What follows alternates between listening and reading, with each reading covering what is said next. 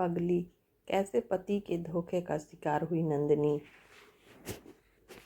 आजकल आपके टूर बहुत लग रहे हैं, क्या बात है जनाब। नंदिनी संजय से चुहलबाजी कर रही थी। क्या करूं, नौकरी का सवाल है, नहीं तो तुम्हें छोड़कर जाने का मेरा मन बिल्कुल भी नहीं करता है। संजय ने भी हंसी का जवाब हंसी में दे दिया। पहले तो ऐसा नहीं था, फिर अचानक इतने ज़्यादा टूर क्यों हो रहे हैं। इस बार नंदिनी ने संजीदगी से पूछा था। तो क्या घर बैठ जाऊं? संजय को गुस्सा आ गया। इसमें इतना गुस्सा होने वाली क्या बात है, मैं तो यूं ही पूछ रही थी, नंदिनी बोली। जैसा कंपनी कहेगी वही करना पड़ेगा। ठीक है, पर तुम मुझ पर शक कर रही हो, संजय ने कहा। जैसे मैं किसी और से मिलने जाता हूँ, है ना। अरे मैं तो मजाक कर रही थी, नंदिनी ने कहा। तुम्हारे मन में ऐसे ऐसे ख्याल आ जाते हैं जिनका कुछ भी मतलब नहीं होता है। अच्छा बाबा, माफ़ कर दो, मैं तो इसलिए कह रही थी कि गर्मी की छुट्टियों में हम सब बच्चों के साथ कहीं बाहर घूमने चलें। नंदिनी जैसी अपनी सफाई पेश कर रही थी। ठीक है, देखते हैं, संजय ने कहा।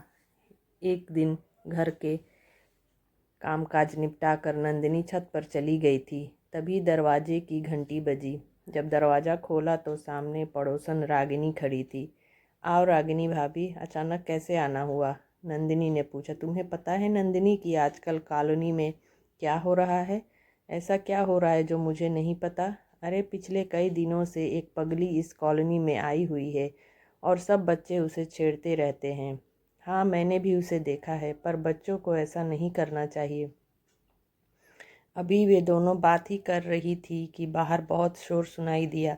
दोनों घर के बाहर आ गईं। नंदिनी ने देखा कि लड़की भाग रही थी और कुछ बच्चे उसके पीछे भाग रहे थे। नंदिनी ने उस बच्चों को डांट लगाई और उसे अपने साथ घर ले आई। अंदर आते ही वह लड़की बेहोश हो गई। नंदिनी ने उसके चेहरे पर पानी के छींटे मारे। होश में आने पर वह नंदिनी से लिपट कर रोने लगी। नंदिनी ने लड़की से उसका नाम पूछा, लेकिन वह चुप रही। फिर वह ज़ोर ज़ोर से चिल्लाने लगी और नंदिनी से ऐसे लिपट गई जैसे उसे कुछ याद आ गया हो। नंदिनी ने उसे आराम से बिठाया और उसे खाने को दिया तो वो फटाफट 5-6 रोटियां खा गई, जैसे बहुत दिनों से भूखी हो। कौन हो तुम? पड़ोसन रागिनी ने उस लड़की से पूछा तो वह चुप रही। कई बार पूछने पर वह बोली, रेवा रेवा रेवा। नंदिनी, पता नहीं यह कहाँ से आ गई है, अब इसे यहाँ से जाने को कह दे, रागिनी ने नंदिनी को सलाह दी। कैसी बातें कर रही हो भाभी, कुछ देर आराम कर ले, फिर जाने को कह दूंगी, नंदिनी बोली। देख, मैं कह रही हूँ कि ऐसे लोगों से दूर ही रहना चाहिए, रागिनी ने उसे फिर से समझाने की कोशिश की। भाभी, आपको पता है कि मैं एक एनजीओ के साथ काम कर रही हूँ, मैं उनसे बात करूँगी, आप परेशान न हो, नंदिनी बोली। ठीक है, जैसी तुम्हारी मर्जी, कहकर रागिनी चली गई। नंदिनी जब वापस आई तो देखा कि वह लड़की कमरे में एक कोने में दुबकी डरी सहमी बैठी थी। नंदिनी ने उसे आवाज़ लगाई, रेवा। वह कुछ नहीं बोली, बल्कि और सिमट कर बैठ गई। नंदिनी उसके पास गई और पूछा, रेवा नाम है ना तुम्हारा? उस लड़की ने धीरे से अपना सिर हाँ में हिला दिया। नंदिनी ने उससे कहा, देखो डरो नहीं, बताओ तुम कहाँ से आई हो, हम तुम्हें तुम्हारे घर पहुँचा देंगे। वह लड़की इतना ही बोली। मेरा कोई घर नहीं है बीबी जी। नंदिनी को हैरानी हुई कि यह तो कहीं से पागल नहीं लग रही है। अचानक उस लड़की ने नंदिनी के पैर पकड़ लिए। नंदिनी को उसका बदन गर्म लगा, ऐसा लगता था जैसे उसे बुखार हो। अच्छा ठीक है, आज की रात तुम यहीं रह जाओ, कल मैं तुम्हें अपने संस्था में ले जाऊंगी।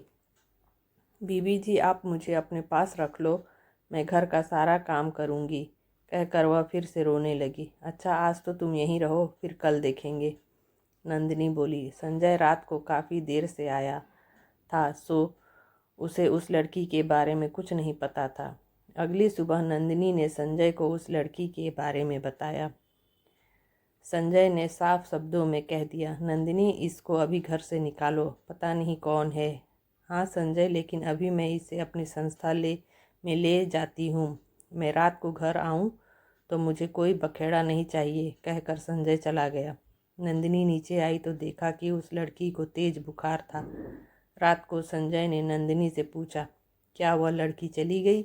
नंदिनी ने कहा, नहीं। क्यों? संजय बोला, संजय, उसे बहुत तेज़ बुखार है और ऐसी हालत में वह लड़की कहाँ जाएगी? अगर वह मर गई तो? मुझे नहीं पता, कहते हुए संजय नीचे चला गया। वहाँ वह लड़की बेहोश पड़ी थी।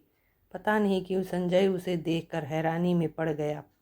नंदिनी, शायद तुम ठीक कह रही हो। अगर यह यहाँ से गई और मर गई तो क्या होगा? फिर क्या करें? ऐसा करते हैं, जब तक यह ठीक नहीं हो जाती इसे अपने पास ही रख लेते हैं। ठीक है। आजकल करते करते कई दिन हो गए, पर रेवा वहाँ से न जा सकी। वैसे नंदिनी अब तक सिर्फ इतना ही जान पाई कि वह एक पहाड़ी लड़की थी और किसी बाबूजी से मिलने आई थी।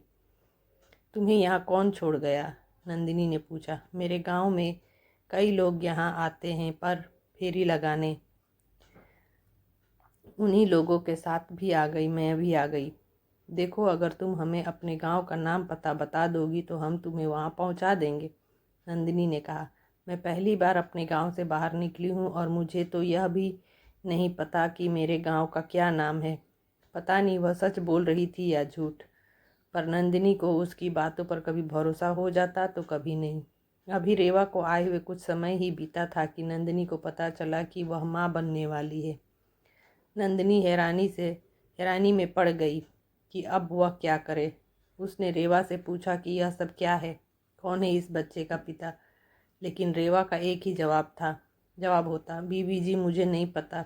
शायद पागलपन के दौरे में मेरा किसी ने फ़ायदा उठा लिया होगा। तू याद करने की कोशिश तो कर, शायद याद आ जाए। नहीं बीबी जी, क्योंकि जब मुझे दौरा पड़ता है तो उस वक्त की सारी बातें मैं भूल जाती हूँ। नंदिनी को कुछ भी समझ नहीं आ रहा था कि वह क्या करे। उसने संजय से बात की। यह सब सुनकर वह भड़क उठा। मैंने तो पहले ही कहा था कि इस झंझट में मत फंसो, अब भुगतो। तो क्या उसे घर से निकाल दूँ? अब क्या घर से निकालोगी? रहने दो अब। नंदिनी ने अपने पड़ोसियों से भी बात की। सब ने यही राय दी कि उसे फ़ौरन घर से निकाल देना चाहिए, पर नंदिनी रेवा को वहाँ से जाने के लिए एक बार भी नहीं कह पाई। रेवा के माँ बनने का समय भी आ गया था। नंदिनी अब तक एक बड़ी बहन की तरह रेवा की देखभाल कर रही थी। रेवा को एक बहुत ही प्यारा बेटा हुआ। उस बच्चे को देखकर नंदिनी को अपने बच्चों के बचपन याद आ गए। ठीक होने के बाद रेवा ने फिर से घर के काम करने शुरू कर दिए थे। सब कुछ ठीक चल रहा था कि अचानक एक दिन सुबह नंदिनी ने देखा कि रसोई बिखरी पड़ी है। इसका मतलब अभी तक रेवा नहीं आई थी। कुछ देर उसका इंतज़ार करने के बाद नंदिनी उसके कमरे में आई तो देखा कि रेवा कमरे में नहीं थी और उसका बच्चा पलंग पर सो रहा था। नंदिनी ने बच्चे को गोद में उठा लिया। बच्चे के पास एक चिट्ठी रखी थी। नंदिनी ने उसे पढ़ना शुरू किया। दीदी, मैं पागल नहीं हूँ, लेकिन मुझे पागल बनना पड़ा, क्योंकि अगर मैं ऐसा नहीं करती तो आप मुझे अपने घर में नहीं रखती। मैं बहुत गरीब घर से हूँ। कुछ समय पहले संजय साहब मेरे गांव आए थे। उन्होंने मुझे एक अच्छी ज़िंदगी के सपने दिखाए, लेकिन बदले में आपने जान ही लिया होगा कि मैंने कितनी बड़ी कीमत चुकाई है। दीदी, मैंने ही साहब को मजबूर किया था कि अगर वे मुझे अपने घर में नहीं रहने देंगे तो मैं आपको सब कुछ सच बता दूंगी। साहब जैसे भी हैं, लेकिन वह अपना घर नहीं तोड़ना चाहते हैं। अगर मैं चाहती तो आपके घर रह सकती थी, लेकिन मैं जानती हूँ कि सच को ज़्यादा दिन तक नहीं छिपाया जा सकता। दीदी, आप इतनी अच्छी हैं कि कभी कभी मुझे लगता था कि मैं आपके साथ बेईमानी कर रही हूँ, लेकिन इस बच्चे की वजह से चुप कर जाती थी। दीदी, अब यह आपका बच्चा है। आप जैसे चाहें इसकी परवरिश कर सकती हैं। मैंने साहब को माफ़ कर दिया है, आप भी उनको माफ़ कर दो। नंदिनी चिट्ठी पढ़कर मानो आसमान से नीचे गिर पड़ी।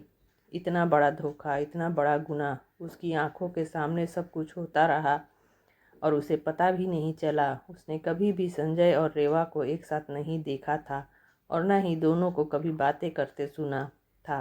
तो फिर कब? नंदिनी को लगा कि कमरे की दीवारें चीख चीख कर कह रही थी, नंदिनी, पगली वह नहीं तू थी जो अपने पति और एक अनजान लड़की पर भरोसा कर बैठी। पगली पगली पगली। तो दोस्तों, कैसी लगी आपको यह कहानी? पसंद आई हो तो चैनल को लाइक, शेयर और सब्सक्राइब करना ना भूलें। और कमेंट में मुझे लिखें कि आपको कैसी कहानियाँ पसंद है। मिलते हैं नेक्स्ट वीडियो में।